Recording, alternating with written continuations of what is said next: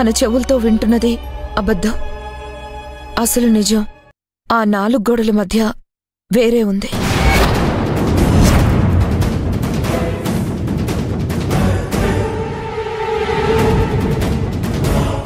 మహా, ఏంటమ్మా, ఏం జరిగింది? అందరి ముందు బాగుండి 4 గోడల మధ్య బాగోపోవడం ఏంటి? అసలు నువ్వేం మాట్లాడుతున్నావు మహా? అసలు వాళ్ళిద్దరి మధ్య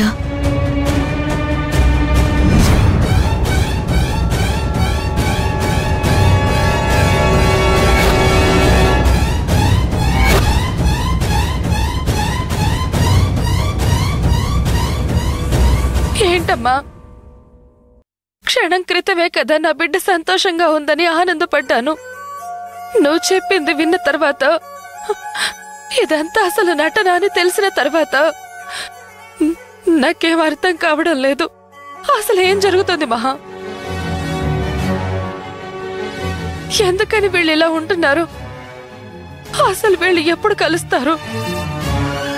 వాళ్ళిద్దరూ సంతోషంగా ఉన్నారు, వాళ్ళిద్దరి మధ్య శాంతి ముహూర్తం కూడా జరిగిపోయింది అంటే సంవత్సరం తిరిగే లోపల మనవడినో మనవరాలనో మా చేతుల్లో పెడతారని మేమెంతో ఆనందపడుతున్నాం.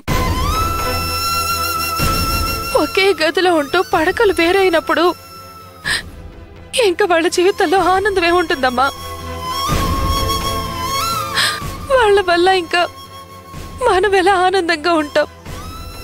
అసలు ఈ విషయం మీకు చెప్పకూడదని అనుకున్నాను, కానీ చెప్పక తప్పలేదు. మహా, సొంత మనిషిలా నువ్వు నా బిడ్డ గురించి ఆలోచించి మరి